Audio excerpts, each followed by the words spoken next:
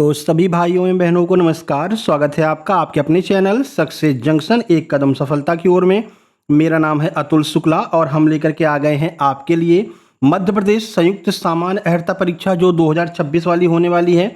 MP police, MP SI, Madhya Pradesh कृषि विस्तार अधिकारी एवं एमपी ईएसपी के द्वारा जो भी एग्जाम कराए जाएंगे उन सभी एग्जाम की दृष्टि से अति महत्वपूर्ण सीरीज हम चालू करने वाले हैं, जिसमें हम लगभग 2500 2500 एमसीक्यू करवाने वाले हैं, जिसमें आपका जीके, जीएस, एमपी जीके इन तीनों के एमसीक्यू को हम यहां पर कवर करने वाले हैं। और इसमें कौन कौन से एग्जाम के एमसीक्यू होंगे, वो रियल और ऑथेंटिक प्रश्न होंगे, क्योंकि सारी आंसर की आ चुकी हैं, वहां से छाट छाट करके हम प्रश्न आपके लिए लेकर के आए हैं। तो सबसे पहले एमपी फॉरेस्ट 2026 जो अभी इसकी आंसर की आ चुकी है। उसके बाद में डिप्टी जेलर जो एमपी फॉरेस्ट के साथ में हुआ था उसकी आंसर की आ चुकी है। हॉस्पिटल असिस्टेंट ये सबसे लास्ट एग्जाम है जो भी कुछ दिन पहले समाप्त हुआ है, उसकी भी आंसर की आ गई है। एमपीएसआई मेंस जो 2026 में हुआ 29 अप्रैल को, उसकी आंसर की है। ग्रुप 2 सब ग्रुप 1 और एमपी पुलिस कांस्टेबल, इन सभी एग्जाम के जो भी रीसेंट एग्जाम हुए हैं इन सब की आंसर की आ चुकी है। और उन सभी आंसर की में से हम एमपीजी के, जीके, जीएस इन सब के प्रश्नों को छाट छाट करके आपके लिए लेकर के आ गए हैं। तो आज जो हम 100 प्रश्न करवाने वाले हैं, 2500 की सीरीज है जिसमें 100 प्रश्न करके करवाएंगे। तो आज जो 100 प्रश्न करवाने वाले हैं वो मध्य प्रदेश फॉरेस्ट को और आपका जो एमपी जेल पैरी जो आपका फर्स्ट शिफ्ट, सेकंड शिफ्ट 2 दिन का जो रिसेंट में एग्जाम हुआ है, तो दो क्या आप मान के चलिए कि 5 से 6 शिफ्ट होंगी, क्योंकि 100 प्रश्न है ना, तो 20-20 प्रश्न आते हैं, तो 5 से 6 शुरू की जो शिफ्ट हैं उनके प्रश्न आपको देखने को मिलने वाले हैं। ठीक है ना, रियल और ऑथेंटिक प्रश्न है, आराम से आप आंसर की उठा लेना। और उसमें 4 तारीख वाली जो आंसर की है और 5 तारीख वाली जो आंसर की है उसमें से अपन क्वेश्चन को चेक कर लेना, वेरीफाई कर लेना, ये वही सारे क्वेश्चन हैं। ठीक है मेरे भाई, शुरू करें। 2026 के सभी प्रश्नों को हम यहां पर लेकर के चलेंगे। तो वीडियो को लाइक करके चैनल को सब्सक्राइब कर दीजिए, जिससे आगे आने वाली सारी वीडियो टाइम टू टाइम आपके पास में पहुंच सके। हमने आपको शुरू में बता दिया एमपीएसबी एपटेक क्या करता है भाई। मान लीजिए 5000 प्रश्न उन्होंने बना करके रख लिए या 10,000 प्रश्न बना करके रख लिए क्वेश्चन बैंक। ठीक है, अब उसी में से आपको प्रश्न मिलते जाएंगे, वही प्रश्न आपको एमपी पुलिस में मिलेंगे, वही रिपीट करके एमपी एसआई में डाल देंगे, वही हॉस्पिटल असिस्टेंट में डाल दिया, अब वही प्रश्न आपको जो है संयुक्त अर्हता परीक्षा मिल जाएंगे। यानी उन्हीं 10,000 प्रश्नों में से घुमा फिरा करके पूछते रहते हैं। तो हम यहाँ पर यह प्रयास कर रहे हैं कि अभी पिछले 1 सालों में जितने भी एमपीएसबी एपटेक ने एग्जाम करवाए हैं उनके सभी प्रश्नों को छाट छाट करके सब्जेक्ट वाइज आपको करवा दें। ठीक है ना, बस आपके सपोर्ट की आवश्यकता पड़ेगी। तो वीडियो को लाइक करके चैनल को सब्सक्राइब कर देना है और शेयर कर देना है आपको हर जगह। चलिए अब शुरू करते हैं। आइए देखते हैं आज का पहला प्रश्न। ये रहा आज का पहला प्रश्न, विथ ऑप्शन और विथ सॉल्यूशन आपको हम कराने वाले हैं। ठीक है, तो जीके जीएस क्वेश्चन बैंक है। एमपी 1 जेल पहरी जो भी एग्जाम हुआ है उसके ये प्रश्न है, बाइलैंगुअल है, पेपर से निकाले गए वास्तविक प्रश्न है, एकदम ऑथेंटिक प्रश्न है। ठीक है, शिफ्ट 1 और शिफ्ट 2 4 तारीख और 5 तारीख को जो हुई है उसके ये प्रश्न है। चलिए पहला प्रश्न देखिए, 2015 में संयुक्त राष्ट्र द्वारा कितने सतत विकास लक्ष्य अपनाए गए थे? तो आपको बहुत पहले ही बता दिया था 17 सतत विकास लक्ष्य यानी एसडीजी अपनाए गए थे। सही आंसर ऑप्शन नंबर सी 17 हो जाएगा। ठीक है, चलिए इसके बारे में कुछ जानकारी आपको देते हैं, वो भी आप यहाँ पर देख लीजिए। आंसर की में ऐसा कुछ नहीं दिया गया है, ठीक है ना, आंसर की में केवल आपको आंसर देते हैं जो रियल आंसर होता है। हम यहाँ पर आपको डिटेल सॉल्यूशन भी दे रहे हैं। तो संयुक्त राष्ट्र यूएन ने 2015 में सतत विकास के लिए 2030 एजेंडा के तहत 17 विकास लक्ष्यों एसडीजी को अपनाया था। इसका उद्देश्य गरीबी खत्म करना, पृथ्वी की रक्षा करना और सभी के लिए शांति एवं समृद्धि सुनिश्चित करने के लिए ये 17 जो है एसडीजी के गोल अपनाए गए थे। ये 17 काम हम करेंगे, यानी जल की सुरक्षा करेंगे, है ना, पृथ्वी पर पर्यावरण की सुरक्षा करेंगे, गरीबी को जड़ से खत्म करेंगे। ये यूएन ने अपना जो है वादा किया था सबसे, और सभी देशों से कहा था कि सब लोग इस एसडीजी 17 पर काम करने वाले हैं, इस पर आप अपने अपने देशों में काम कीजिए। ठीक है, तो 2015 में 17 लक्ष्यों को निर्धारित किया गया था। चलिए प्रश्न नंबर 2 देखिए, जनगणना से पूछा गया था, 4 तारीख का प्रश्न है। 2011 की जनगणना के दौरान भारतीय जनगणना के इतिहास में पहली बार समूह को आधिकारिक रूप से मान्यता देकर के गिना गया। यानी इनमें से वो कौन सा समूह है जिसको पहली बार 2011 की जनगणना में शामिल किया गया था? ये वो समूह है, देख लीजिए। विदेशी नागरिकों को शामिल किया क्या, प्रवासी मजदूरों को किया क्या, शरणार्थियों को शामिल किया क्या, या फिर ट्रांसजेंडरों को, किसको शामिल किया था? सही आंसर आइए देख लेते हैं, ऑप्शन डी हो जाएगा। ट्रांसजेंडरों को पहली बार जनगणना में शामिल किया गया है 2011 की जनगणना में। देखिए भारत के इतिहास में पहली बार 2011 की जनगणना में ट्रांसजेंडर समुदाय को आधिकारिक रूप से अन्य यानी अदर लिंग की श्रेणी के तहत गिना गया है। इस जनगणना के अनुसार भारत में ट्रांसजेंडर लोगों की कुल जनसंख्या जो है वो लगभग 4,88,000 है, 4.88 है। अब इनको क्या हुआ, जैसे इनको जनगणना में काउंट किया वैसे इनकी प्रायोरिटी बढ़ गई है। अब इनको जो है वोट करने का अधिकार मिल गया है, वोट में खड़े होने का अधिकार मिल गया है, चुनाव में खड़े होने का अधिकार मिल गया है। आप कहीं भी कोई फॉर्म भर रहे होंगे, अब आपको 3 ऑप्शन मिलते होंगे, एक मेल, एक फीमेल और एक अदर। अदर में ट्रांसजेंडर लोग फॉर्म भरते हैं, है ना। तो अब इनको नौकरियों में भी काउंट किया जाने लगा है। तो कुल जब काउंट किया गया पूरे देश में 4,88,000 जो है ट्रांसजेंडर पाए गए हैं। ये भी एनटीपीसी रेलवे में पूछा गया था, यही डेटा डायरेक्ट पूछ लिया था, है ना। चलिए आगे बढ़ते हैं। चलिए आगे बढ़ने से पहले आप लोग बता दें, जैसा कि आपको पता है आपके सामने सबसे बड़ा जो एग्जाम आने वाला है वो है मध्य प्रदेश सामान्य अर्हता परीक्षा। इसमें आप जितना स्कोर कर लेंगे इसी के आधार पर आपको अब नौकरी मिलेगी, यानी एक स्कोर कार्ड आपका बन जाएगा। तो इसमें आपको ज़्यादा से ज़्यादा नंबर लेकर के आने का प्रयास करना है, जिससे कि जितनी जल्दी आप अच्छे नंबर ले आएंगे उतनी जल्दी आपकी नौकरी लग जाएगी, ठीक है ना। तो इसके लिए आपको क्या करना है, तो हम इसमें लगभग 8 से 9 सब्जेक्ट हैं। कौन कौन से, देखो एमपीजी के, हिंदी, रीजनिंग, साइंस, डीआई और आपका करंट अफेयर हो गया, जीके जीएस हो गया, मैथ हो गया, कंप्यूटर हो गया। ये बहुत सारे सब्जेक्ट आपसे इसमें पूछे जाएंगे, है ना। तो इन सब के कंप्लीट सुपर सिलेक्शन नोट्स आपको हम 199 रुपए में उपलब्ध करा रहे हैं। अभी से तैयारी में लग जाइए। आप ये सोचोगे अक्टूबर में इसका एग्जाम है, ठीक ना। आप ये सोचोगे कि भाई पहले नोटिफिकेशन आ जाए फिर देख ले, तब तैयारी करेंगे, तो फिर वही मान के चलना कि फिर आप उन्हीं लोगों में रह जाओगे जिनका स्कोर बहुत कम आएगा और फिर उनकी नौकरी नहीं लगने वाली है। क्यों? क्योंकि इसी के स्कोर कार्ड पर अब आपकी नौकरी लगेगी। तो अभी से आप तैयारी में लग जाइए। कहा यह भी जा रहा है कि एमपी पुलिस कांस्टेबल और एमपी एसआई की जो भर्ती है वो भी इसी के तहत होगी, लेकिन अभी तक ये पता चला है एमपी पुलिस एसआई और एमपी कांस्टेबल का जो एग्जाम है, सभी वर्दीधारी जो एग्जाम है वो अब अलग से पुलिस विभाग के द्वारा लिया जाएगा। तो पुलिस विभाग एग्जाम लेता है तब भी और सामान्य अर्हता परीक्षा होती तब भी आपको यही सब्जेक्ट आपसे पूछे जाएंगे। तो इन्हीं सब्जेक्ट को हम यहाँ पर आपको नोट्स के तौर पर देने वाले हैं, और जो 2500 ये एमसीक्यू करवा रहे हैं वो भी आपको इसके अंदर ही मिल जाएंगे, ठीक है। और जो 1000 एमसीक्यू ऑलरेडी पहले करवा चुके हैं फॉरेस्ट गार्ड के एग्जाम के टाइम पर, एमपीजी के 500 और 500 साइंस, वो भी आपको इसी में मिल जाएंगे, ठीक है ना। कैसे प्राप्त करना है, तो कोई बड़ी प्रक्रिया नहीं, कोई ऐप वगैरह इंस्टॉल नहीं करना, डायरेक्ट आपको ये नोट्स मिलने वाले हैं। ये क्यूआर कोड आपको दिखाई दे रहा है, इसका स्क्रीनशॉट खींच लीजिए। इसी पर आपको 199 का पेमेंट करना है, ठीक है। जैसे आप पेमेंट करेंगे, पेमेंट के बाद में आप उसका स्क्रीनशॉट खींच लेना और उस स्क्रीनशॉट को इस व्हाट्सएप नंबर 7052547003 इस पर आपको सेंड कर देना है। जैसे आप स्क्रीनशॉट सेंड करेंगे वैसे तुरंत की तुरंत हम आपको व्हाट्सएप पर ही 2 लिंक देंगे प्राइवेट टेलीग्राम ग्रुप की, ठीक है। एक आपकी सीसेट वाली होगी, यानी कि ये सामान्य अर्हता परीक्षा की होगी, ठीक है। तो इसमें आपका एमपी पुलिस, एमपीएसआई, सामान्य अर्हता परीक्षा के कंप्लीट नोट्स मिलेंगे। इसके अलावा जो लोग एमपी कृषि विस्तार अधिकारी का एग्जाम दे रहे हैं उनके लिए एग्रीकल्चर वाली हम दूसरी जो है टेलीग्राम ग्रुप देंगे। तो जो अगर इसकी एमपीआरईओ का एग्जाम दे रहे हैं तो वो लोग भी इस नोट्स को परचेज कर सकते हैं। 199 में ही आपको मिलेगा। आपको अलग से जो है ये वाले सारे सब्जेक्ट भी मिलेंगे, एग्रीकल्चर वाला सारा सब्जेक्ट भी आपको मिलने वाला है जो लोग एग्रीकल्चर का एग्जाम देने वाले हैं, ठीक है ना। तो समझ में आ गया। अब जिन लोगों का कृषि विस्तार अधिकारी की भर्ती है वो भी यही काम करेंगे, इसी क्यूआर पर 199 का पेमेंट करेंगे। पेमेंट का स्क्रीनशॉट इस व्हाट्सएप नंबर पर सेंड करेंगे और जैसे ही आप स्क्रीनशॉट सेंड करेंगे तुरंत की तुरंत आपको ये दोनों सब्जेक्ट सीसेट भी मिल जाएगा और आपका एग्रीकल्चर वाला पूरा पोर्शन विद एमसीक्यू भी आपको मिल जाएगा मात्र 199 रुपए में। तो जो लोग समग्र कृषि विस्तार अधिकारी का एग्जाम दे रहे हैं वो भी इन नोट्स को परचेज कर सकते हैं। एग्रीकल्चर के और सीसेट वाले दोनों नोट्स आपको मिलेंगे। यही प्रक्रिया है, आप आराम से नोट्स को ले लेना और टेलीग्राम ग्रुप में शामिल हो जाना। जब तक आपका ये एग्जाम नहीं हो जाता मध्य प्रदेश सामान्य अर्हता परीक्षा का, तब तक लगातार उसमें क्वेश्चंस आते रहेंगे। अभी आप शामिल हो जाइए, क्योंकि जैसे एमपी पुलिस की वैकेंसी आएगी इसमें से एमपी पुलिस के नोट्स अलग कर दिए जाएंगे, एमपी एसआई के अलग कर दिए जाएंगे और अभी आपको सारे नोट्स एक साथ में मिल रहे हैं, ठीक है। सारी बातें समझ में आ गई। चलें आगे बढ़ें। चलिए आगे बढ़ते हैं। देखिए अगला प्रश्न देखिए, ये भी आपका 4 तारीख को ही पूछा गया है। रानी तालाब मध्य प्रदेश के निम्नलिखित में से किस जिले में स्थित है रानी तालाब? ये 4 ऑप्शन आपके सामने हैं। देखो अगर ऑप्शन पढ़ेंगे तो 100 क्वेश्चन कराने हैं, लगभग 1.5 घंटे का टाइम लगेगा। तो अब हम क्या करेंगे, ऑप्शन को छोड़ करके सीधे आंसर की ओर चलेंगे और आप लोग ऑप्शन को वीडियो रोक करके आराम से ऑप्शन को पढ़ लेना, ठीक है। बताइए कहां पर है रानी का तालाब? सही आंसर ऑप्शन सी, रीवा में। रीवा में आपको रानी का तालाब देखने को मिल जाएगा। देखिए यहाँ पर हमने सॉल्यूशन भी आपको बता दिया है। रानी तालाब मध्य प्रदेश के रीवा जिले में स्थित है। यह रीवा के सबसे पुराने और पवित्र जल निकायों में से एक है। इसके पास ही मां काली का एक प्रसिद्ध प्राचीन मंदिर भी है जिसका निर्माण रीवा रियासत के समय पर करवाया गया था। आगे बढ़ते हैं, प्रश्न नंबर 4 की ओर चलते हैं। यह प्रश्न नंबर 4 आपके सामने। ज्वार मुख्य रूप से किन खगोलीय पिंडों के गुरुत्वाकर्षण खिंचाव के कारण होता है? जो समुद्रों में ज्वार और भाटा आते हैं ना, ज्वार और भाटा बड़ी बड़ी लहरें जो आती हैं वो किस वजह से आती हैं, ये आपसे पूछ रहा है कि कौन से ऐसे पिंड हैं जो पृथ्वी को अपनी ओर खींचते हैं और उनके खिंचाव बल के कारण ज्वार और भाटा आते हैं। ये 4 ऑप्शन आपके सामने हैं, वीडियो पॉज करके अच्छे से पढ़ लीजिए। सही आंसर ऑप्शन डी हो जाएगा। चंद्रमा और सूर्य दोनों, ये दोनों जो है उस पर पृथ्वी पर गुरुत्वाकर्षण बल लगाते हैं जिसकी वजह से ज्वार और भाटा आते हैं, ठीक है ना।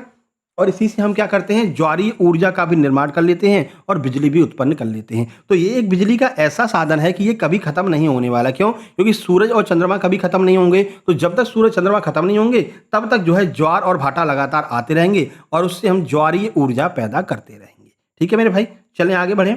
और यही आंसर एमपीएसबी ने माना, क्योंकि हम सीधे एमपीएसबी की आंसर की लेकर के आए हैं। ठीक है, तो समुद्र के जल स्तर के नियमित रूप से उठने और गिरने को ज्वार और भाटा कहा जाता है। मुख्य रूप से चंद्रमा और सूर्य के गुरुत्वाकर्षण खिंचाव के कारण, ग्रेविटेशनल पुल के कारण, पृथ्वी के घूर्णन के कारण उत्पन्न होने वाले अपकेंद्रीय बल के कारण जो है ये सारी प्रक्रियाएं होती हैं ज्वार और भाटा की। ठीक है, 5 नंबर पर चलते हैं। ये रहा आपके सामने।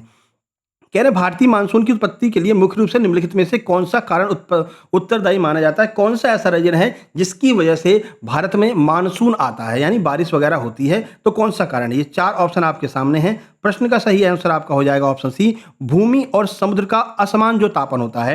यानी देखो, अपना एक तो भूमि है और दूसरा समुद्र है। समुद्र और भूमि में जो टेम्परेचर उसमें बहुत डिफरेंस होता है और इसी डिफरेंस की वजह से क्या होता है, भारत में मानसून की उत्पत्ति होती है। ठीक है, तो भारतीय मानसून की उत्पत्ति का मुख्य कारण गर्मियों के दौरान भूमि, विशेष रूप से तिब्बत पठार और भारतीय उपमहाद्वीप में और आसपास के हिंद महासागर के बीच टेम्परेचर का अंतर है। भाई समुद्र में कम टेम्परेचर होता है, पृथ्वी पर ये आपका भूमि में ज़्यादा टेम्परेचर होता है, इसलिए यहाँ से क्या उठता है, यहाँ से मानसून उठता है और यहाँ पर आकर के बारिश कर देता है। ठीक है, तो ये देखिए, भूमि तेजी से गर्म होती है जिससे कम दबाव का क्षेत्र बनता है जो समुद्र से नमी युक्त हवाओं को आकर्षित करता है। और समुद्र से जब नमी युक्त हवाएं चलेंगी तो पानी को लेकर के चलेंगी और जैसे ही पानी को लेकर के चलती हैं तो जहां पर कम दबाव का क्षेत्र बनता है वहीं पर जाकर के ये पानी को गिरा देती हैं। तो इस तरह से हमारे भारत में मानसून आता है और अच्छा खासा मानसून आता है। क्यों? क्योंकि हमारा भारत 3 तरफ से है ना, 3 तरफ से जल से घिरा हुआ है। भाई ये बंगाल की खाड़ी हो गया, हिंद महासागर, अरब सागर, तीनों तरफ से घिरा हुआ है। तो बढ़िया से हमको जो है बारिश का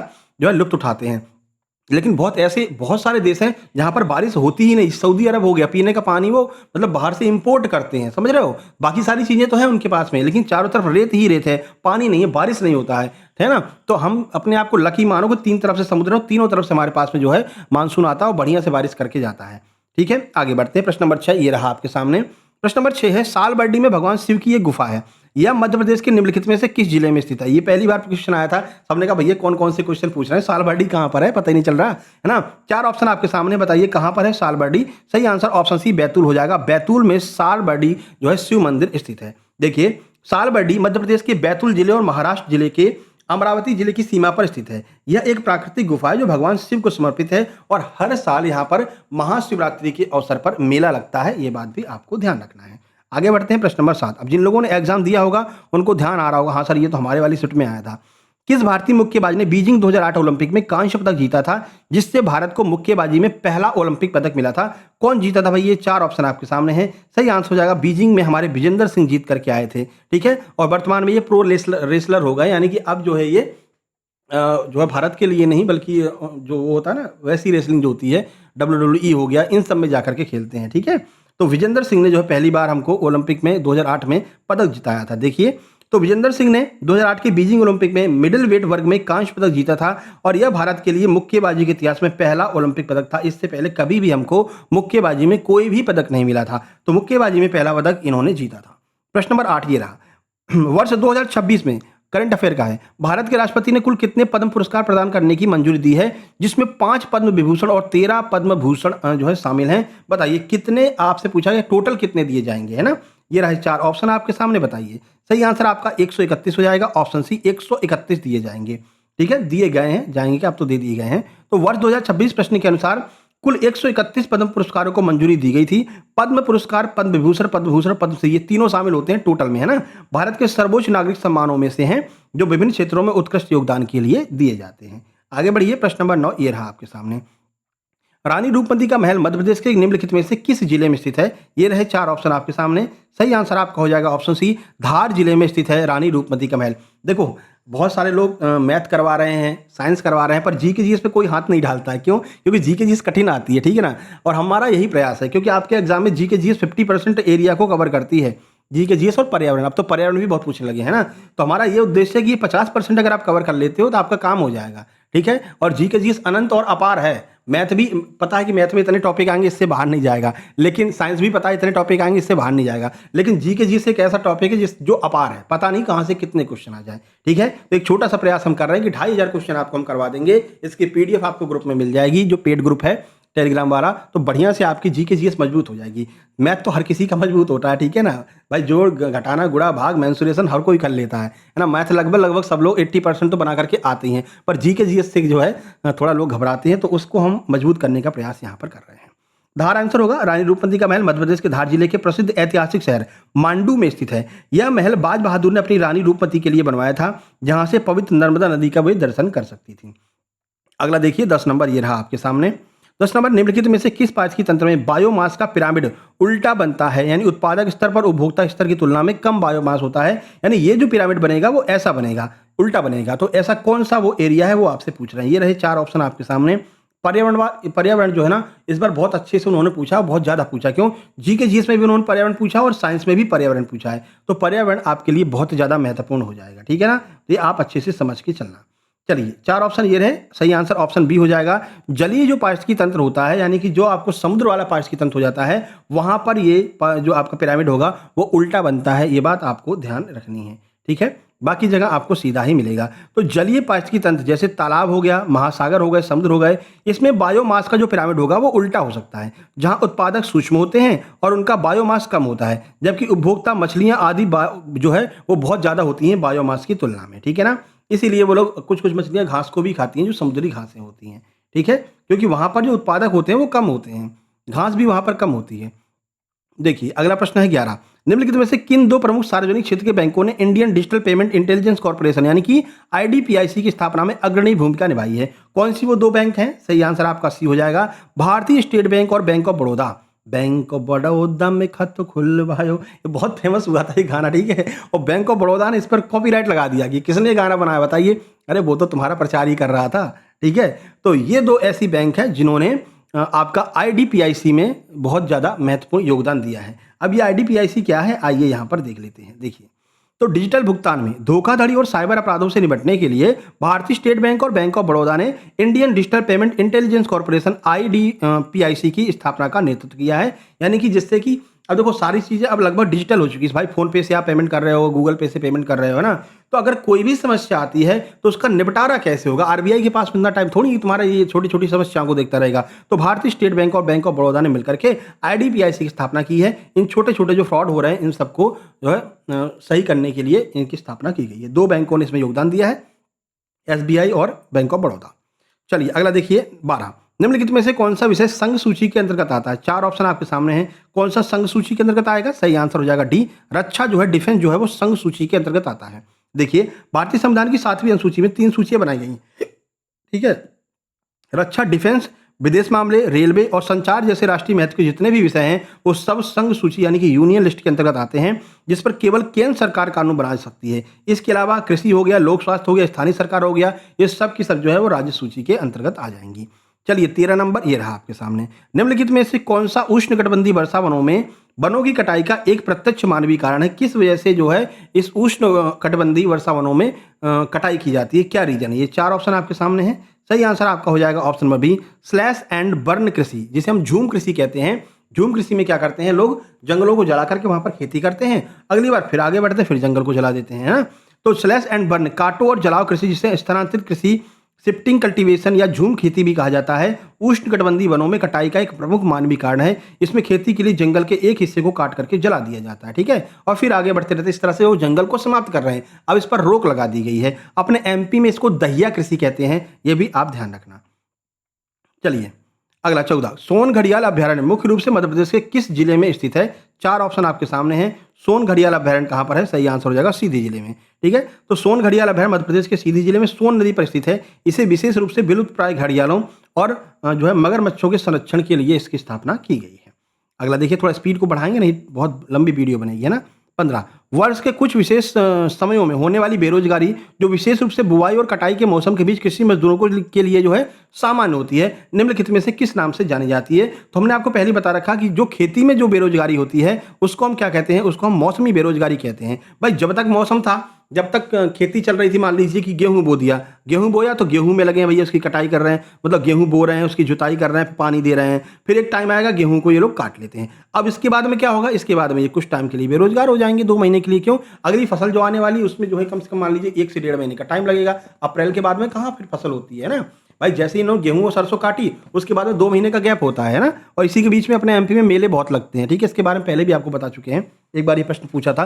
तो वही जो 2 महीने का गैप हो रहा है ना, उसको हम क्या कहते हैं, उसी को हम मौसमी बेरोजगारी कहते हैं, और कृषि क्षेत्र में आपको देखने को मिलती है, ठीक है। ये पूरा वही है जो अभी हमने आपको समझाया, ये वही बात है भाई। कुछ विशिष्ट महीनों में ही काम मिलता है, बाकी समय में वो बेरोजगार रहते हैं, इसे हम मौसमी बेरोजगारी कहते हैं। भारत के कृषि क्षेत्रों में ये देखने को मिलती है। 16 नंबर देखिए, प्रश्न भी काफी बड़े बड़े पूछेगा अब की बार आपसे, है ना। देखिए, कौन से प्रसिद्ध हिंदुस्तानी शास्त्रीय गायक, जिन्हें किराना घराने का प्रमुख प्रवर्तक माना जाता है, अपनी गहरी और ध्यानमग्न गायन शैली तथा 20वीं सदी के प्रारंभ में पारंपरिक रागों में रुचि और पुनर्जीवित करने के लिए जाने जाते हैं? भाई साहब कैसा क्वेश्चन पूछा है, बताइए। ये रहे 4 ऑप्शन आपके सामने, सही आंसर आपका हो जाएगा ऑप्शन डी, अब्दुल करीम खान, ठीक है। तो उस्ताद अब्दुल करीम खान को भारतीय शास्त्रीय संगीत के किराना घराने का संस्थापक माना जाता है और प्रमुख प्रवर्तक भी मानते हैं, और वे अपनी सुरीली और भावपूर्ण गायन शैली के लिए फेमस थे, ये ध्यान रखना है। आगे बढ़ते हैं 17 नंबर। 17 नंबर कह रहे हैं कि बिहू कृषि चक्र के अलग अलग चरणों को चिन्हित करने के लिए वर्ष में 3 बार मनाया जाने वाला महत्वपूर्ण राज्य पर्व है। आपसे पूछ रहे हैं निम्नलिखित में से किस भारतीय राज्य का ये प्रमुख पर्व है। पहले डायरेक्ट पूछ लेते थे भैया बिहू किस राज्य का पर्व है, तुम बता देते थे। इस बार ने कहा नहीं, घुमा देंगे, इतना प्रेशर रहेगा कि ये प्रश्न को समझ में ही नहीं पाएंगे ना। तो पहले उसकी पूरी विशेषता बता दी, और लास्ट में आपसे पूछ रहे हैं कि किस भारतीय राज्य का प्रमुख पर्व है, बता दीजिए। 4 ऑप्शन आपके सामने हैं। हम सब लोग जानते हैं बिहू तो भैया असम का है, तो असम का ये पर्व हो जाएगा बिहू। डायरेक्ट भी तो पूछ सकते थे, लेकिन डायरेक्ट नहीं पूछेंगे, है ना, फिर तो सरल हो जाएगा पेपर। तो बिहू भारत के असम राज्य का महत्वपूर्ण सांस्कृतिक और कृषि त्योहार है। यह साल में 3 बार मनाया जाता है। रोगाली बिहू अप्रैल में, कोंगाली बिहू अक्टूबर में, और भोगाली बिहू जनवरी में, ठीक है। आगे बढ़े, चलिए 18 नंबर देखिए। 18 नंबर कह रहे हैं भारतीय इतिहास के सबसे प्रसिद्ध भाषणों में से एक द ट्रिस्ट विथ डेस्टिनी भाषण भारत की स्वतंत्रता की पूर्व संध्या पर 14-15 अगस्त 1947 को निम्नलिखित में से किसके द्वारा दिया गया था? तो भाई पंडित जवाहरलाल नेहरू उस टाइम पे हमारे कौन थे? प्रधानमंत्री थे, और इन्होंने भारत की स्वतंत्रता पर यह भाषण दिया था, ट्रस्ट विथ डेस्टिनी, ठीक है। 14-15 अगस्त को, 14 अगस्त को पाकिस्तान आज़ाद हुआ था, 15 को भारत आज़ाद हुआ था। देखिए, तो ट्रस्ट विथ डेस्टिनी, नियति से साक्षात्कार भारत के पहले प्रधानमंत्री जवाहरलाल नेहरू ने 14-15 अगस्त 1947 की मध्य रात्रि को भारतीय संविधान सभा को संबोधित करते हुए कहा था। शुरुआत इन्होंने की थी कि जब पूरा विश्व सो रहा होगा तब भारत अपना जाग जाएगा, और ये मध्य रात्रि 12 बजे इन्होंने यह भाषण दिया था। चलिए अगला देखिए, प्रश्न नंबर 19। फ्रैंकनस्टाइन उपन्यास किसने लिखा जो एक ऐसे वैज्ञानिक की कहानी का वर्णन करता है जो वैज्ञानिक प्रयोगों के माध्यम से एक जीवित प्राणी का निर्माण करता है? बताइए ये किसने लिखा था फ्रैंकनस्टाइन नामक उपन्यास? 4 ऑप्शन ये रहे, सही आंसर ऑप्शन डी हो जाएगा, मैरी शैली के द्वारा इसको लिखा गया था। तो फ्रैंकनस्टाइन द मॉडर्न प्रोमेथियस 1818 में प्रकाशित एक प्रसिद्ध अंग्रेजी उपन्यास है, जिसे अंग्रेजी लेखिका मैरी शैली के द्वारा लिखा गया था, ठीक है। अब बाकी आगे आप आराम से वीडियो पॉज करके पढ़ लेना, है ना। चलिए आगे बढ़ते हैं। मोहनजोदड़ो के महान स्नानागार को जलरोधी बनाने के लिए ईंटों की 2 परतों के बीच में एक प्राकृतिक जलरोधी पदार्थ की परत लगाई गई थी। आपसे कह रहा है ये पदार्थ निम्नलिखित में से कौन सा था, ये बताइए। बढ़िया प्रश्न पूछा था ये ना, जब हम एनालिसिस करा रहे थे तो ये प्रश्न हमारे पास में किसी ने भेजा था। बताइए, मिट्टी की, सीमेंट की, चूना की, या फिर बिटुमिनस की, किसकी परत लगाई गई थी उसके बीच में? तो बिटुमिनस की जो है परत लगा दी गई थी, बिटुमेन की परत, ठीक है ना। तो सिंधु घाटी सभ्यता के प्रसिद्ध स्थल मोहनजोदड़ो के विशाल स्नानागार को जलरोधी बनाने के लिए ईंटों की चुनाई के साथ प्राकृतिक डामर, जिसको हम कहते हैं, यानी कि बिटुमेन की प्रयोग किया गया था। उस टाइम पे ये प्राकृतिक डामर हुआ करता था, ठीक है ना। तो इसका यूज उन्होंने किया था। नए नए प्रश्न इसको देखते रहना, ये प्रश्न रिपीट होंगे आपके आगे के एग्जाम में। भाई हमारा तो ये प्रयास है 2500 प्रश्न आपको करवा देंगे, तो भाई इससे बाहर कुछ नहीं जाएगा, है ना। और एक बार आपकी अगर जीके मजबूत हो गई, जीके जीएस, तो आप हर हाल में सिलेक्शन ले लेंगे, कोई रोक नहीं सकता है। चलिए, पृथ्वी का चुंबकीय क्षेत्र किस परत में पिघले लोहे और निकल की गति से उत्पन्न होता है? यानी पृथ्वी की ऐसी कौन सी परत है जिसमें आपको क्या क्या मिलेगा? पिघला लोहा मिलेगा और निकल मिलेगा। बताइए कहाँ पर मिलेगा?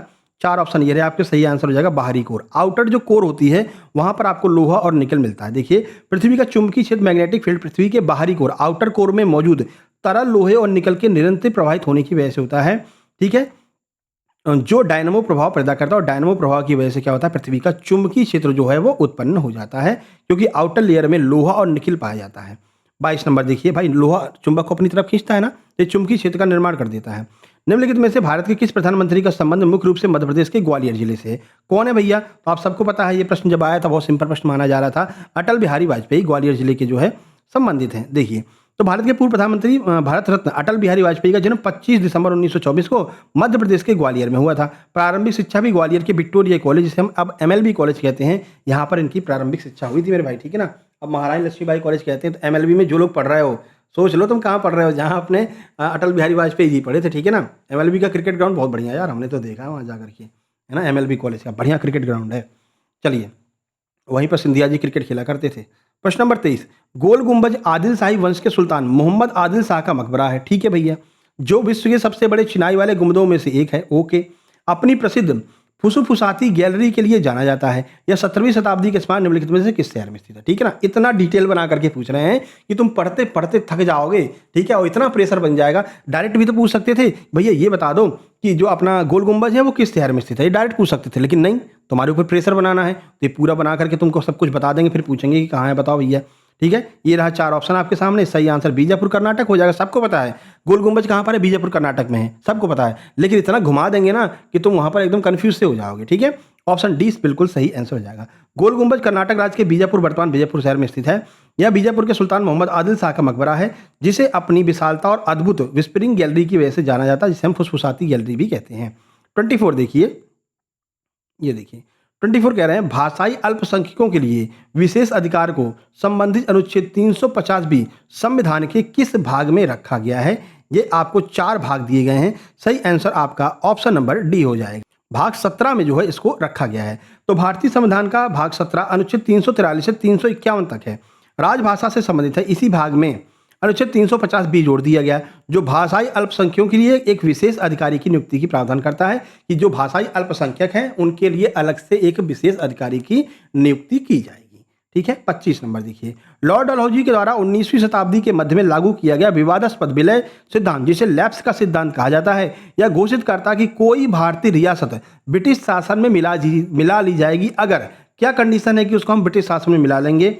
यानी कुल मिलाकर के आपसे लैप्स का सिद्धांत पूछ रहे हैं भैया, हड़प नीति पूछ रहे हैं, ठीक है ना। लेकिन कितना घुमा रहे हैं, देख रहे हो, हड़प नीति आपसे पूछ रहे हैं। डायरेक्ट भी पूछ सकते थे, लेकिन नहीं, तुमसे घुमा कर पूछेंगे। 4 ऑप्शन आपके सामने हैं, क्या कंडीशन होगी जब हड़प नीति के तहत राज्यों को अपने में मिला लिया जाएगा? सही आंसर आपका हो जाएगा डी, शासक की मृत्यु हो गई बिना किसी प्राकृतिक पुरुष उत्तराधिकारी के, है ना। प्राकृतिक लगा दिए शब्द, प्राकृतिक पुरुष उत्तराधिकारी मतलब कि गोद लिया हुआ नहीं, जो प्रकृति ने प्रदान किया है, अगर उसके उत्तराधिकारी के बिना किसी भी राजा की मृत्यु हो जाती है तो लैप्स के सिद्धांत के अंतर्गत उसका राज्य जो है वो ब्रिटिश राज्य में मिला लिया जाएगा। इसी के विरोध में झांसी की रानी ने आंदोलन, मतलब झांसी की रानी ने क्रांति की थी, ठीक है, समझ में आ गया। आगे बढ़ते हैं, ये पूरा सॉल्यूशन दिया गया, आप अच्छे से पढ़ लेना। जैसे झांसी हो गया, सतारा और नागपुर, ये 3 ऐसे जो है राज्य थे जिनके उत्तराधिकारियों के पास में उनके पुत्र नहीं थे। दत्तक पुत्र झांसी की रानी ने लिया था, लेकिन उसको उन लोगों ने माना नहीं, जिसके विरोध में उन्होंने क्रांति का बिगुल छेड़ दिया था। 26 देखिए, हड़िया का रिद्धनाथ मंदिर मध्य प्रदेश के किस जिले में स्थित है? बताइए कहाँ पर है हड़िया का रिद्धनाथ मंदिर? 4 ऑप्शन आपके सामने, सही आंसर हरदा हो जाएगा, ठीक है। हरदा में है रिद्धनाथ मंदिर। तो रिद्धनाथ मंदिर मध्य प्रदेश के हरदा जिले में नर्मदा नदी के तट पर स्थित है, हंडिया नामक स्थान पर स्थित है। यह भगवान शिव को समर्पित एक मंदिर है। चलिए आगे बढ़ते हैं। अब कुछ दिन बाद देखना आप, यही हमारी वीडियो सीरीज देख करके बहुत सारे ऐसे लोग होंगे जो GK GS की भी वीडियो सीरीज चालू कर देंगे, ठीक है ना। और बहुत तो ऐसे ही होंगे इसी की कॉपी कर देंगे डायरेक्ट, ठीक है, डायरेक्ट इसी की कॉपी कर देंगे, कोई समस्या नहीं है, मेहनत नहीं करेंगे, आंसर की में से नहीं छाटेंगे, डायरेक्ट इसी की कॉपी छाप देंगे, ठीक है। चलिए, 1942 में भारतीय राष्ट्रीय सेना आज़ाद हिंद फौज के मूल संस्थापक निम्नलिखित में से कौन थे? किसने आज़ाद हिंद फौज की मूल स्थापना की थी? ठीक है, मूल स्थापना मतलब कि जो पहले संस्थापक थे वो कौन थे? वो कैप्टन मोहन सिंह थे। बहुत सारे लोग गलत करके सुभाष चंद्र बोस लगा कर आए थे। सुभाष चंद्र बोस ने बाद में जाकर के कमान संभाली थी। स्थापना किसने की थी? कैप्टन मोहन सिंह ने स्थापना की थी इसकी, आज़ाद हिंद फौज की, ठीक है। ये देखिए 1942 में कैप्टन मोहन सिंह के द्वारा मलाया, वर्तमान मलेशिया में इसकी स्थापना की गई थी, जिसे जापानी सेना द्वारा बंदी बनाए गए भारतीय सैनिक शामिल थे, ठीक है। बाद में 1943 में इसका नेतृत्व सुभाष चंद्र बोस ने कर लिया था, ठीक है। 28 पर चलते हैं। भारतीय संसद में केंद्रीय बजट कौन प्रस्तुत करता है, यानी कि बजट कौन लाता है ये बता दो। 4 ऑप्शन आपके सामने हैं। तो बजट कौन लेकर के आता है भैया? बजट केंद्रीय वित्त मंत्री लेकर आता है। वित्त मंत्री पैसे से संबंधित सारी बातें करता है तो वही लेकर के आएगा। तो भारत के संविधान अनुच्छेद 112 के अनुसार वार्षिक वित्तीय विवरण, जिसे हम बजट कहते हैं, राष्ट्रपति की ओर से संसद में प्रस्तुत किया जाता है, ठीक है। व्यवहारिक रूप से इसे भारत के केंद्रीय वित्त मंत्री, यूनियन फाइनेंस कमिश्नर के द्वारा लोकसभा में लेकर के आया जाता है। वर्तमान में निर्मला सीतारमण जो है वो हमारा बजट लेकर के आती हैं, वर्तमान में वही है हमारी जो है केंद्रीय वित्त मंत्री। किशोर कुमार मध्य प्रदेश के किस जिले से संबंधित है? 4 ऑप्शन आपके सामने हैं। तो किशोर कुमार कहाँ के हैं भैया? खंडवा के हैं, जानते ही हैं, ऑप्शन डी सही आंसर होगा। प्रसिद्ध भारतीय पार्श्व गायक और अभिनेता किशोर कुमार, मूल नाम इनका आभास कुमार गांगुली है। जन्म 4 अगस्त 1929 को मध्य प्रदेश के खंडवा में हुआ था। आगे बढ़िए, प्रश्न नंबर 30 देखिए, ये रहा आपके सामने। कह रहे हैं निम्नलिखित में से कौन से भारतीय संगीतकार रुद्रवीणा से जुड़े हुए हैं, जो भारतीय शास्त्रीय संगीत के सबसे प्राचीन तार वाले वाद्य यंत्रों में से एक है और ध्रुपद परंपरा को संरक्षित करने के लिए जाने जाते हैं। अब बताओ वो कौन है? 3 कंडीशन दी है और 4 नाम आपको दिए हैं। पूछे कि बताइए ये कंडीशन किसको फुलफिल करती, कौन रुद्रवीणा बजाता है? सही आंसर हो जाएगा ऑप्शन नंबर डी, जिया मोहम्मदुद्दीन डागर। ठीक है, तो ये क्या करते थे? रुद्रवीणा बजाते थे और ये सारी कंडीशन को फुलफिल करते हैं, तो यही आपका आंसर हो जाएगा। ठीक है, तो उस्ताद जिया मोहम्मदुद्दीन डागर प्रख्यात भारतीय सांस्कृतिक संगीतकार हैं, जिन्होंने प्राचीन वाद्य यंत्र रुद्रवीणा को पुनर्जीवित करने और ध्रुपद गायन वाली को लोकप्रिय बनाने के लिए महत्वपूर्ण कार्य किए थे। 31 देखिए, 31 भरतनाट्यम में नर्तक नर्तियों हीरे के आकार जैसी एक विशेष अर्ध बैठक मुद्रा का प्रयोग करते हैं। यह मुद्रा मजबूत पद संचालन और संतुलन में सहायता करती है। इसे क्या कहा जाता है? अब बताओ भैया, घुमा करके पूछा, बहुत घुमा दिया है। 4 ऑप्शन आपके सामने हैं। तो जो हीरे के आकार की वो संरचना बनती है ना, इस संरचना को क्या कहते हैं वो आपसे पूछ रहे हैं। 4 ऑप्शन ये रहे। सही आंसर ऑप्शन डी, इसे हम अरमंडी कहते हैं। क्या कहते हैं? अरमंडी। तो भरतनाट्यम की मूलभूत और सबसे महत्वपूर्ण नृत्य मुद्रा कौन सी है? वो है अरमंडी, या फिर अर्धमंडली भी हम इसको कहते हैं। इसमें घुटनों को बाहर की ओर मोड़कर आधा बैठा जाता है, जिससे शरीर का आकार हीरे जैसा बन जाता है। ठीक है, इसको अरमंडी या फिर अर्धमंडली कहते हैं, ध्यान रखना। 32 सूर्य और पृथ्वी के बीच अनुमानित दूरी कितनी है? सही आंसर आपका हो जाएगा option number D, 150 million kilometre जो है सूर्य और पृथ्वी के बीच की दूरी है। ये पूरा डिटेल दिया गया है। 15 करोड़ किलोमीटर भी हम इसको कहेंगे। ठीक है, चलिए 33 निम्नलिखित में से कौन सा सिद्धांत पर्माकल्चर यानी कि स्थायी कृषि डिजाइन का एक मूल सिद्धांत है? बताइए पर्माकल्चर का मूल सिद्धांत क्या है, पूछा गया है। ये रहे 4 ऑप्शन आपके सामने। सीधे आंसर की ओर चलेंगे। सही आंसर आपका ऑप्शन डी हो जाएगा, प्राकृतिक पारिस्थितिकी तंत्रों की जो है नकल करना, है ना, कि जो प्रकृति ने हमको दिए हैं उसी की नकल करके अगर हम खेती कर रहे हैं, उसी को हम क्या कहेंगे? पर्माकल्चर कहेंगे। ठीक है, देखिए ये पूरा सॉल्यूशन है। एक ऐसी खेती है, पर्माकल्चर एक ऐसी कृषि डिजाइन प्रणाली है जो प्राकृतिक पारिस्थितिकी तंत्र यानी कि नेचुरल इकोसिस्टम की नकल करती है। इसका उद्देश्य प्राकृतिक संसाधन जैसे जल, मिट्टी, जैव विविधता का स्थायी और आत्मनिर्भर तरीके से उपयोग करना है। इसके लिए पर्माकल्चर जो है वो की जाती है। 34 देखिए, बाह्य अंतरिक्ष में सफलतापूर्वक यात्रा करने वाले पहले मानव कौन थे, जिन्होंने बाह्य अंतरिक्ष में पहली बार यात्रा की थी? ये रहे 4 ऑप्शन आपके सामने। सही answer option D, Yuri Gagarin हो जाएगा। ये प्रश्न भी बहुत बढ़िया पूछा गया था। सोवियत संघ रूस के अंतरिक्ष यात्री यूरी गागरिन 12 अप्रैल 1961 को वोस्तोक अंतरिक्ष यान से अंतरिक्ष में जाने वाले दुनिया के पहले मानव बन गए थे। 35 देखिए, 35 नंबर क्या कह रहा है? निम्नलिखित में से कौन सा कथन खाद्य श्रृंखला और खाद्य जाल के बीच में सबसे सही अंतर बताता है? ये प्रश्न बहुत बार रिपीट हुआ था, है ना, कि खाद्य श्रृंखला और खाद्य जाल में अंतर कौन बताता है? और अभी ये आपका जो वो ना हॉस्पिटल वाला असिस्टेंट भैया, हर 2 शिफ्ट को छोड़ करके तीसरी शिफ्ट में ये प्रश्न पूछा गया है। ठीक है, तो बढ़िया प्रश्न है। चलिए आंसर देखते हैं। सही आंसर ऑप्शन डी हो जाएगा। खाद्य श्रृंखला एकल रैखिक पथ है, जबकि खाद्य जाल अंतर्बंधित होता है। खाद्य श्रृंखला क्या होती है भाई? एक ही लाइन में चलती चली जाती है, इसमें भी जुड़ेगा, इसमें जुड़ेगा, ऐसे जुड़ते चला जाएगा।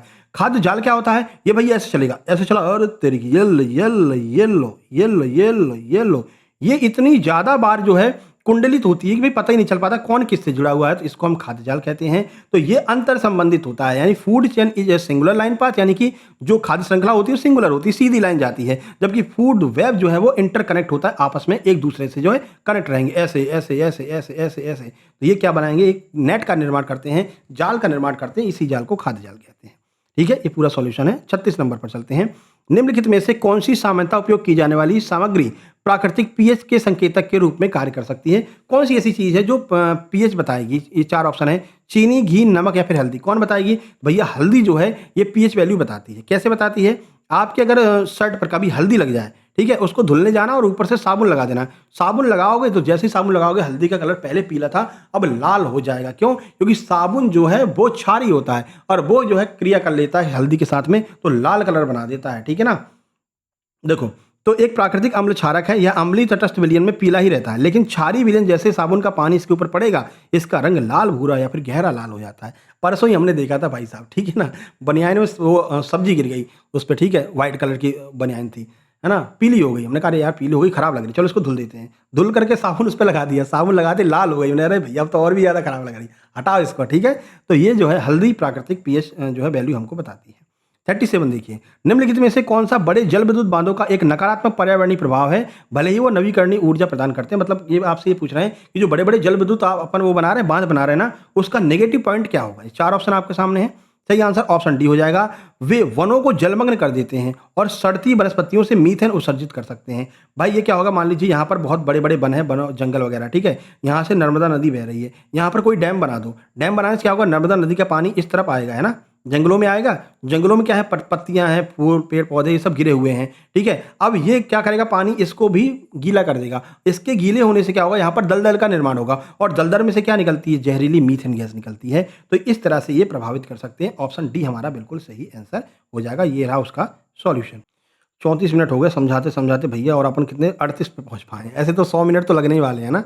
स्पीड बढ़ाते हैं, 38 पर चलते हैं। जो जरूरी होगा उसको डिटेल बताएंगे, नहीं तो आप डिटेल वीडियो पॉज करके आराम से पढ़ लेना।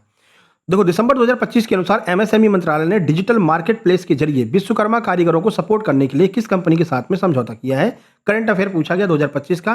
सही आंसर ऑप्शन डी हो जाएगा। Amazon seller service provider limited के साथ में इन्होंने समझौता किया। जितने भी कारीगर हैं उनको जो है सहायता प्रदान करेगा। एमएसएमई मंत्रालय ने पीएम विश्वकर्मा योजना के तहत पारंपरिक कारीगर और शिल्पकारों के उत्पादों को ऑनलाइन मार्केट तक पहुंचाने के लिए अमेजन के साथ में साझेदारी की है कि जो लोकल कारीगर वगैरह हैं उनके उत्पादों को अमेजन पर भेजा जाएगा। अब देखते नहीं वो जो कंडे होते हैं ना, कंडे, ठीक है, आपने देखा होगा कि अमेजन फ्लिपकार्ट पर तो नहीं, अमेजन पर कंडे बिकते हैं भैया, ठीक है ना, उपले जिसे हम बोलते हैं, गोबर के उपले, वो बिकते हैं बहुत महंगे महंगे, ठीक है, सर्दी के दिन बहुत बिकते हैं। तो ये इसी वजह से हो रहा है विश्वकर्मा योजना के तहत, ठीक है। 1857 का भारतीय विद्रोह 10 मई 1857 को निम्नलिखित में से किस स्थान से शुरू हुआ था। 4 ऑप्शन आपके सामने। भाई मेरठ से शुरू हुआ था, सबको पता है ना। 1857 की क्रांति औपचारिक प्रारंभ 10 मई 1857 को उत्तर प्रदेश के मेरठ की छावनी से हुआ था, जब भारतीय सिपाहियों ने चर्बी वाले कारतूस को मुंह से खोलने से मना कर दिया था। 40 नंबर, सैद्धांतिक भौतिक विज्ञानी स्टीफन हॉकिंस द्वारा लिखी गई कौन सी आत्मकथा उनके वैज्ञानिक कार्य और जीवन पर अंतर्दृष्टि प्रदान करती है। यानी स्टीफन हॉकिंस ने कौन सी आत्मकथा लिखी थी। स्टीफन हॉकिंस की आत्मकथा पूछी जा रही है। सही आंसर ऑप्शन डी हो जाएगा। माई ब्रीफ हिस्ट्री स्टीफन हॉकिंस के द्वारा लिखी गई थी, ठीक है ना। चलिए 2013 में लिखिए। देखो, अब किसी ने पैसा भेजा 199, अब थोड़ा सा वेट करना पड़ेगा मेरे भाई, है ना। क्लास ले रहे हैं, कैसे बीच में भेज देंगे, है ना। थोड़ा सा वेट कर लिए करना आप, अगर आप भी भेजना तो थोड़ा सा वेट कर लेना और तुरंत आपको नोट्स भेज देंगे जैसे ही क्लास खत्म होगी, है ना। अब बड़बड़ा मत जाना कि अरे सर हमारा पैसे चले गए, ऐसा नहीं हो, कहीं फ्रॉड तो नहीं हो गया। कुछ फ्रॉड नहीं है भैया, नोट्स सबको भेजते हैं, ठीक है, परेशान नहीं होना है आपको। 41 नंबर देखिए, लेंज के नियम के अनुसार, अब इसमें थोड़े से साइंस के भी प्रश्न आ गए हैं ना। देखिए, तो लेंज के नियम के अनुसार प्रेरित धारा की दिशा ऐसी होती है कि यह इसे उत्पन्न करने वाले कारण का विरोध करती है। यह नियम किस संरक्षण सिद्धांत को दर्शाता है, तो ये आपका ऊर्जा के संरक्षण सिद्धांत को दर्शाएगा, ठीक है। ये पूरा सॉल्यूशन है, पढ़ लेना। 42 पर चलते हैं। भारत के लोकपाल ने 16 जनवरी 2026 को अपना स्थापना दिवस मनाया है। यह लोकपाल और लोकायुक्त अधिनियम 2013 के तहत इसकी स्थापना के कितने वर्ष पूरे होने का प्रतीक है। यानी कि ये आपका करंट अफेयर से पूछा गया, जनवरी की करंट अफेयर है, ठीक है ना। बताइए, सही आंसर हो जाएगा। 1 साल की करंट अफेयर भी आपको हम दे रहे हैं उसमें नोट्स में ही, ठीक है ना। 1 साल की करंट अफेयर की पीडीएफ डाली जा चुकी है, सी सेट वाले पार्ट में देख लेना आप लोग, ठीक है। जहाँ पर एमपी पुलिस के नोट्स हैं वहीं पर मिल जाएगी आपको। चलिए, सही आंसर हो जाएगा। 12 वर्ष पूरे हुए हैं इनके, है ना, 12 वर्ष पूरे हुए हैं, तो इन्होंने ये स्थापना दिवस मनाया था। लोकपाल लोकायुक्त नियम 2013 में पारित हुआ था, इसे 1 जनवरी 2014 को लागू कर दिया था। इस प्रकार जनवरी 2026 में अपनी स्थापना के 12 वर्ष पूरे कर लिए, इसलिए इसको मनाया गया था। 43 देखिए, मनोहर पारिकर युवा वैज्ञानिक पुरस्कार 2025 के तीसरे संस्करण के विजेता के रूप में किसे घोषित किया गया है। तो मनोहर पारिकर पुरस्कार किसे मिला था, Sai Gautam Gopal Krishnan. Option number D answer हो जाएगा। इनको जो है मनोहर पारिकर पुरस्कार मिला था, ये सॉल्यूशन है। 44 देखिए, मेंडल का पृथक्करण का नियम क्या कहलाता है। तो कुछ आपको साइंस के प्रश्न मिलेंगे, 5-6 या फिर 8-10 प्रश्न भी मिल सकते हैं। चलिए, 4 ऑप्शन ये रहे आपके सामने। सही आंसर हो जाएगा आपका ऑप्शन नंबर डी। युग्मक निर्माण के दौरान एथिल जो पृथक किया जाता है, जो एथिल वियोजित होते हैं, उसको जो है इनका पृथक्करण का सिद्धांत कहा जाता है। किसका, ग्रेगर जॉन मेंडल का। देखो, जीके में भी साइंस के कुछ क्वेश्चन इन्होंने डाल दिए थे, है ना। तो इस वजह से साइंस के कुछ क्वेश्चन आपको जीके वाले पोर्शन में देखने को मिल जाएंगे, बाकी साइंस अलग से भी करवाएंगे। वनस्पतिक तेलों और सोडियम हाइड्रोक्साइड से साबुन बनाने की प्रक्रिया को हम क्या कहते हैं, बताइए। 4 ऑप्शन आपके सामने हैं। इस प्रक्रिया को हम कहेंगे ऑप्शन नंबर डी, साबुनीकरण इसको कहते हैं, ठीक है। साबुनीकरण इसको हम कहते हैं। पूरा सॉल्यूशन यहाँ पर देख लीजिएगा। आगे बढ़ें। 46 देखिए, 46 क्या है, निम्नलिखित में से कौन सा कथन बेकिंग में मक्खन का तेल जैसी वसा की भूमिका का सर्वोत्तम वर्णन करता है। यानी कि बेकिंग में मक्खन का तेल, ठीक है, मक्खन या फिर तेल जैसी वसा की भूमिका किस तरह से बेकिंग में, मतलब कि पकाने में, किसी भी चीज़ को पकाने में मक्खन और तेल किस तरह से हेल्प करता है, वो आपसे पूछा जा रहा है। ये रहे 4 ऑप्शन आपके सामने, अपन सीधे आंसर की ओर चलेंगे। सही आंसर आपका ऑप्शन डी हो जाएगा। ग्लूटेन स्टेट्स को छोटा करने यानी टेट्राइजिंग में और नमी जोड़ने और स्वाद बढ़ाने के लिए हम क्या करते हैं, तेल का प्रयोग करते हैं। इसीलिए तो तेल डाला जाता है सब्जी में, नहीं तो पानी में ही डाल के बना लो, है ना, स्वाद ही नहीं मिलेगा पानी में डाल के बनाओगे। ठीक है, तो बेकिंग में अगर फैट यानी बसा आटे में ग्लूटेन निर्माण को रोकता है, जिससे केक या कुकीज सख्त होने के बजाय नरम हो जाते हैं। अगर ग्लूटेन बन जाएगा तो भाई फिर वो डबल रोटी नहीं बन पाएगी, है ना, फिर वो सिंगल ही रोटी रह जाएगी, कड़ी हो जाएगी। इसलिए ब्रेड बनाने में इसका यूज करते हैं। 47, अमीबा अपने भोजन को निगलने के लिए मुख्य रूप से किस प्रक्रिया का उपयोग करता है? तो ये फैगोसाइटोसिस प्रक्रिया का उपयोग करता है अपने भोजन को निगलने के लिए अमीबा। ठीक है, 48 ये आप पढ़ लेना आराम से ना, 48 ये रहा। ब्रेड बनाने के दौरान यीस्ट द्वारा चीनी की किण्वन से मुख्य रूप से कौन से उत्पाद बनते हैं? तो चीनी की किण्वन से एथेनॉल और कार्बन डाइऑक्साइड बनते हैं, जिससे कि ब्रेड जो है वो फूल जाती है और नरम बन जाती है। ठीक है ना, कड़ी नहीं होती है। अगला ये सॉल्यूशन है, अच्छे से पढ़ लेना। 49 पर चलते हैं, ये रहा। प्रकाश की उत्क्रमणीयता का सिद्धांत, principle of reversibility of light, निम्नलिखित में से क्या कहलाता है? मतलब क्या कहता है, ये जो नियम है वो क्या कहता है? 4 ऑप्शन ये रहे। सही आंसर की बात करेंगे, सही आंसर ऑप्शन डी हो जाएगा।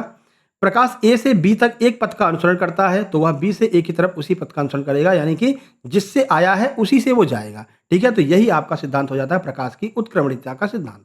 ये सॉल्यूशन है। 50 पर चलें, ये देखिए।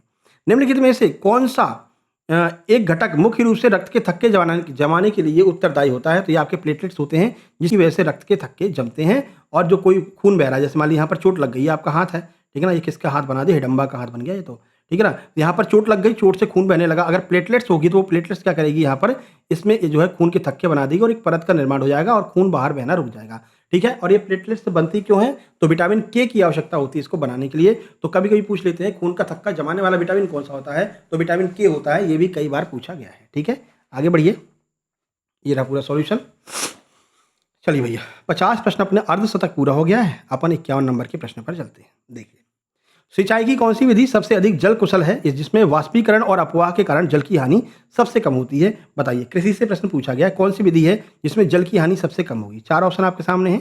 सही आंसर ऑप्शन डी हो जाएगा, ड्रिप सिंचाई। ठीक है, तो ड्रिप जिसे हम टपक सिंचाई कहते हैं, ये अभी हमने पढ़ाया था उसमें एग्रीकल्चर वाले में। ये ऐसे पौधा रहेगा, ठीक है, बहुत सारे पौधे रहेंगे, ठीक है ना, एक लेजम ऐसे डली रहेगी, इस लेजम में यहाँ पर छेद कर देते हैं, तो धीरे धीरे करके यहाँ पर क्या होगा, ड्रिप सिंचाई, यानी कि धीरे धीरे जो पानी निकलेगा वो सीधे जड़ों तक पहुँचता है। इससे पानी की बचत होती है और जो है पौधों को पानी भी मिलता रहता है। तो हम इसको क्या कहते हैं, ड्रिप इरीगेशन कहते हैं। ठीक है ना, ये पूरा यहाँ पर जो है व्याख्या दी गई है।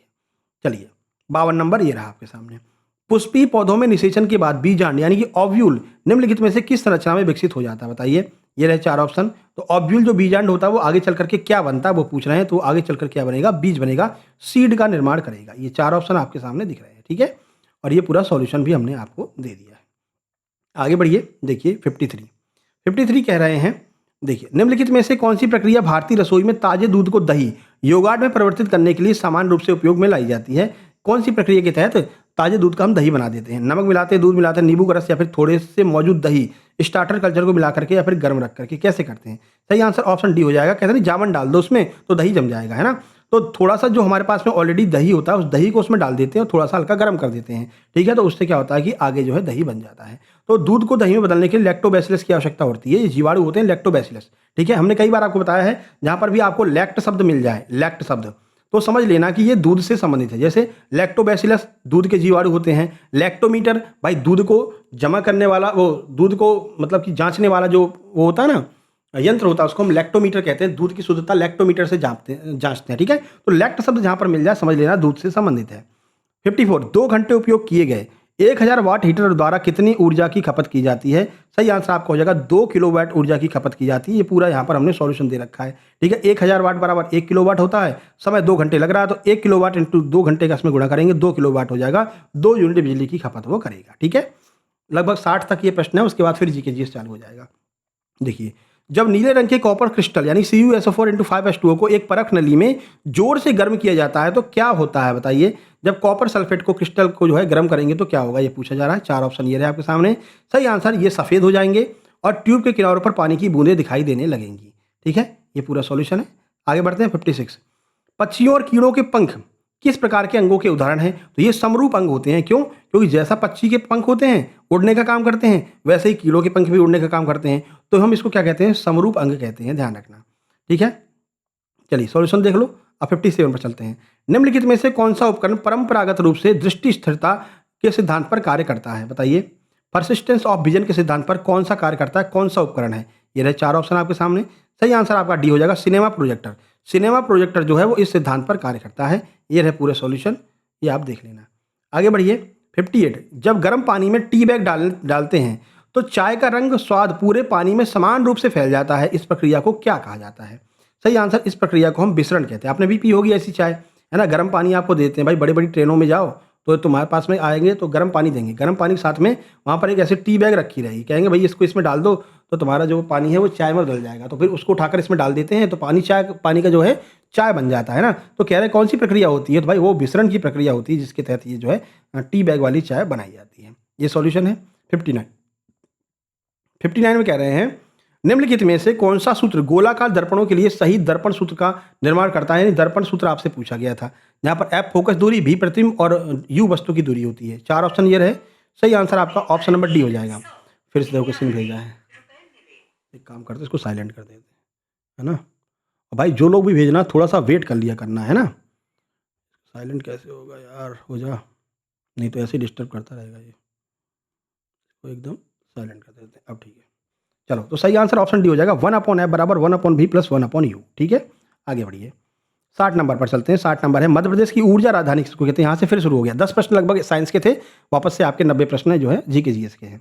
देखिए, तो मध्य प्रदेश की ऊर्जा राजधानी किसको कहते हैं? भाई सिंगरौली को कहते हैं, सबको पता है। मामा शिवराज सिंह चौहान ने सिंगापुर बनाने की बात की थी, अब सिंगरौली वाले खुद बताएंगे कि सिंगापुर बन पाया कि नहीं बन पाया। ठीक है, चलिए 61 नंबर पर चलते हैं। तानसेन सम्मान मध्य प्रदेश सरकार के द्वारा किस क्षेत्र में दिया जाता है? सही आंसर ऑप्शन डी हो जाएगा, शास्त्रीय संगीत के क्षेत्र में तानसेन सम्मान दिया जाता है। ये पूरा सॉल्यूशन है। 62 देखिए, भारतीय संविधान का अनुच्छेद 17 ये किससे संबंधित है? तो कई बार आपको बताया, अस्पृश्यता के अंत, छुआछूत को ये हटाने की बात करता है, छुआछूत पर प्रतिबंध लगाने की बात करता है। अनुच्छेद 17 अनटचेबिलिटी को प्रोत्साहित करता है। ठीक है, यानी छुआछूत नहीं होना चाहिए। भाग 3 अनुच्छेद 17 छुआछूत का समाप्त करने का काम करता है। 63, मध्य प्रदेश में हीरा का मुख्य जो उत्पादक है, हीरे का मुख्य उत्पादन कहाँ पर होता है? तो कटनी, रीवा, छतरपुर, पन्ना। तो हम जानते हैं भाई पन्ना हमारा जो है वो हीरे के लिए फेमस है, ऑप्शन डी हो जाएगा। ठीक है, भारत में मध्य प्रदेश हीरा उत्पादन में पहले स्थान पर है। राज्य का पन्ना जिला जो है वो अपने हीरे खदान, विशेषकर मझगवा खदान के लिए फेमस है। आज 64 नंबर देखिए, नीति आयोग के पदेन अध्यक्ष कौन होते हैं? कई बार आपको बता रखा है कि नीति आयोग के जो पदेन अध्यक्ष होंगे, जो वर्तमान में हमारे पीएम होंगे, प्रधानमंत्री, वो अपने आप नीति आयोग के पदेन अध्यक्ष बन जाते हैं। पदेन शब्द का अर्थ ही यही होता है, यानी कि ex officio chairman of NITI Aayog. तो एक्स ऑफिसियो का अर्थ ही यही होता है कि भाई इसका कोई चुनाव नहीं होगा, जैसे ही कोई पीएम बनेगा वो अपने आप नीति आयोग का अध्यक्ष बन जाएगा, है ना? जैसे ही कोई उपराष्ट्रपति बनेगा वो अपने आप राज्यसभा का सभापति बन जाएगा, क्योंकि इसका कोई अलग से चुनाव नहीं होता मेरे भाई। ठीक है ना, चले आगे बढ़े, चलिए आगे बढ़ते हैं। तो भारत के प्रधानमंत्री सही आंसर हो जाएगा। नीति आयोग की स्थापना 1 जनवरी 2015 को की गई थी, ये भी आपको ध्यान रखना है। चलिए, और योजना आयोग के स्थान पर आया था 1950 में योजना आयोग बना था। योजना आयोग के पहले अध्यक्ष पूछे जाएंगे तो पंडित जवाहरलाल नेहरू हो जाएंगे। चलिए, 2014 में योजना आयोग खत्म और नीति आयोग शुरू, 15 से एकदम रेगुलेट होने लगा। खजुराहो के प्रसिद्ध मंदिरों का निर्माण किस वंश के शासकों ने करवाया था? तो चंदेल वंश के शासकों ने करवाया था, ऑप्शन डी आंसर हो जाएगा। 10वीं से 11वीं शताब्दी के बीच में चंदेल राजपूतों के द्वारा जो है इसका निर्माण करवाया गया था। 66 देखिए, ये 5 तारीख वाली शिफ्ट है कि 4 की सेकंड शिफ्ट है ये। ठीक है ना, बड़ा सिंपल आई थी, लोग खुश हो गए थे कि जीके जीएस में सर मजा आ गया। ठीक है, देखिए, चंबल नदी का उद्गम मध्य प्रदेश के किस स्थान से होता है? ये रहे 4 ऑप्शन आपके सामने। चंबल नदी कहाँ से निकलेगी? भाई चंबल नदी जानापा पहाड़ी से निकलती है ना? अभी एमपी का भूगोल पढ़ा रहे थे आपको तो पता भी था आपको। चंबल नदी मध्य प्रदेश के इंदौर जिले के महू के पास बिंद रेंज की जानापा पहाड़ी से निकलती है, या यमुना नदी की एक प्रमुख सहायक नदी हो जाएगी। 67 देखिए, वंदे मातरम राष्ट्रीय गीत की रचना किसने की थी? ये रहे 4 ऑप्शन आपके सामने। राष्ट्रीय गीत की बात कर रहे हैं ना, राष्ट्रीय गान की बात नहीं कर रहे हैं, राष्ट्रीय गीत की बात कर रहे हैं। ये रहे 4 ऑप्शन आपके सामने, बताइए किसने की थी? सही आंसर हो जाएगा, बंकिम चंद्र चटर्जी के द्वारा स्थापना की गई थी, बनाया गया था। तो भारतीय राष्ट्रीय गीत वंदे मातरम महान बंगाली कवि और लेखक बंकिम चंद्र चटर्जी, बंकिम चंद्र चट्टोपाध्याय भी कहते हैं, 1870 के दशक में संस्कृत और बंगाली मिश्रित भाषा में लिखा गया था। बाद में उनके उपन्यास आनंद मठ में भी इसको शामिल किया गया था, ये भी आपको ध्यान रखना है। 68 नंबर देखिए, कान्हा नेशनल पार्क मध्य प्रदेश के किस जिले में है? तो मंडला बालाघाट में। ठीक है, मंडला बालाघाट में कान्हा नेशनल पार्क है, दोनों आपके ऑप्शन में दिए गए थे। ये रहे पूरा डिटेल सॉल्यूशन भी देख लेना। 69 नंबर देखिए, 69 नंबर क्या कह रहे हैं? चलिए, ये हो गया था ना 68, 69, 69। भारत में श्वेत क्रांति का जनक पूछ रहे हैं भाई। तो भारत में श्वेत क्रांति का जनक किसको माना जाता है? सीधे सीधे पूछ लिया है। 4 तारीख की सेकंड शिफ्ट वाले बड़े खुश थे भैया। ठीक है ना, ये रहे 4 ऑप्शन आपके सामने। प्रश्न का सही आंसर आपका हो जाएगा option number D, doctor Verghese Kurien. वो वर्गीज कुरियन को क्या कहते हैं? श्वेत क्रांति का जनक हम मानते हैं। ऑपरेशन फ्लड इनके द्वारा चालू किया गया था, जो श्वेत क्रांति से संबंधित है। तो डॉक्टर वर्गीज कुरियन को भारत में श्वेत क्रांति ऑपरेशन फ्लड का जनक कहा जाता है। उनके प्रयासों से ही भारत दुनिया का सबसे बड़ा दुग्ध उत्पादक देश बन सका और अमूल की सफलता के पीछे भी उन्हीं का विजन था कि एक ऐसी कंपनी बननी चाहिए जो दुग्ध का उत्पादन पूरे विश्व में करेगी, ठीक है ना। तो वो अपनी अमूल जो है आगे निकल करके आई थी। 70 नंबर देखिए, सांची के बौद्ध स्तूपों का निर्माण किसने करवाया था? ये रहे 4 ऑप्शन। प्रश्न का सही आंसर हो जाएगा सम्राट अशोक ने करवाया था, ठीक है। ऑप्शन डी सही हो जाएगा। मध्य प्रदेश के रायसेन जिले में स्थित विश्व धरोहर स्थल सांची के महान स्तूप का निर्माण 3री शताब्दी ईसा पूर्व में मौर्य सम्राट अशोक के द्वारा करवाया गया था। यह भारत की सबसे पुरानी पत्थर संरचनाओं में से एक है। अगला 71, नर्मदा नदी मध्य प्रदेश में कहाँ से निकलती है? तो ये अमरकंटक से निकलती है। ऑप्शन नंबर डी आंसर हो जाएगा, ठीक है। तो मध्य प्रदेश की जीवन रेखा कही जाने वाली नर्मदा नदी अनूपपुर जिले के मैकाल पर्वत श्रृंखला की अमरकंटक पहाड़ी से निकलती है। यह पूर्व से पश्चिम की ओर बहने वाली भारत की सबसे बड़ी नदी हो जाएगी। आगे देखिए, भारत में पहली पंचवर्षीय योजना कब चालू हुई थी? 1951 में पहली पंचवर्षीय योजना चालू हुई थी, ठीक है। देखिए ये सॉल्यूशन पूरा दिया गया है। 73 देखिए, मध्य प्रदेश का राजकीय पशु कौन सा है? तो राजकीय पशु कौन है भैया? बारहसिंगा है, ठीक है। ये आप जानते हैं, इसमें ज़्यादा समय लगाने की आवश्यकता नहीं है। रूसवर्स डुआ सैलिस का नाम होता है, ब्रेडरी प्रजाति का होता है। 74, सत्यार्थ प्रकाश पुस्तक के लेखक कौन है? तो यह है स्वामी दयानंद सरस्वती के द्वारा इसको लिखा गया था। ये पूरा सॉल्यूशन है। सत्य प्रकाश, सत्य का प्रकाश इसका अर्थ होता है। आर्य समाज के संस्थापक स्वामी दयानंद सरस्वती के द्वारा 1875 में हिंदी भाषा में लिखी गई थी। एक प्रमुख दार्शनिक किताब है। अगला देखिए 75, मानव शरीर की सबसे बड़ी ग्रंथि कौन सी है भैया?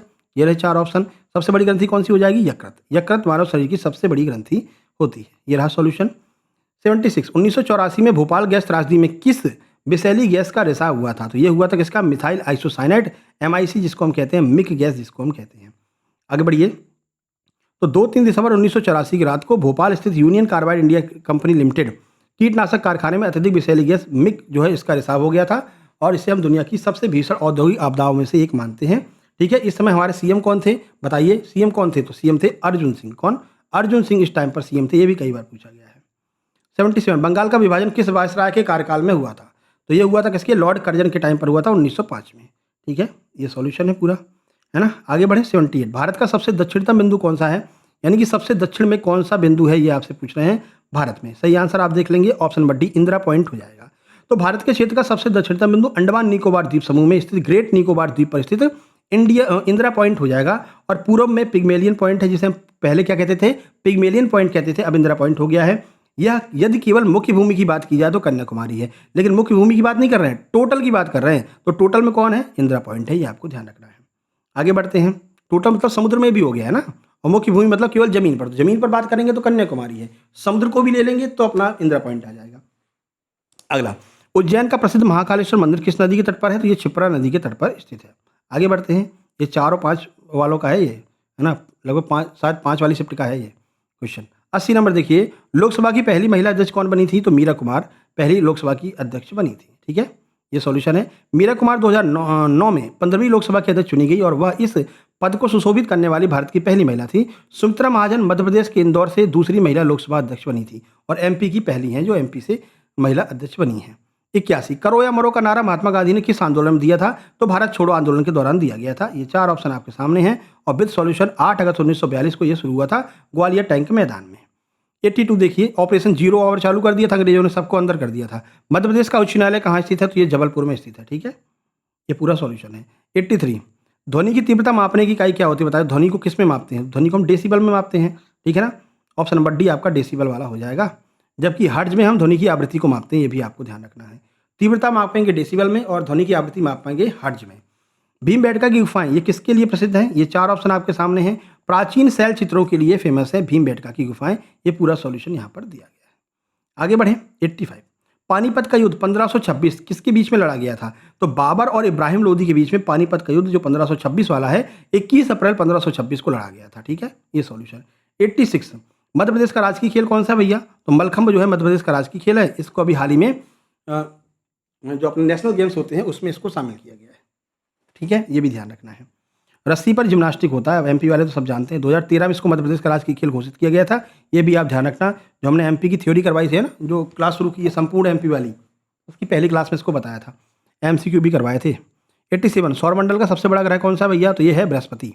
ये 4 ऑप्शन आपके सामने। बृहस्पति जो है ग्रह सबसे बड़ा है और हाइड्रोजन और हीलियम गैसों से बना एक गैस दानव है। इसे हम गैस जाइंट भी कहते हैं, पूरा गैस का ही बना है। अगर तुमको बृहस्पति में ऊपर से छोड़ दिया गया ना तो तुम पूरा बृहस्पति क्रॉस कर जाओगे, कहीं पर टकराओगे नहीं, ठीक है ना, क्योंकि पूरा का पूरा गैस ही है वहाँ पर।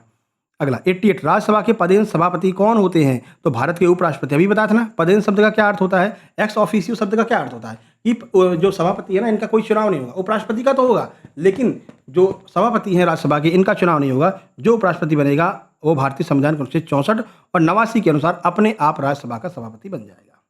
चलें आगे। धुआंधार जलप्रपात मध्य प्रदेश की किस नदी पर बनता है?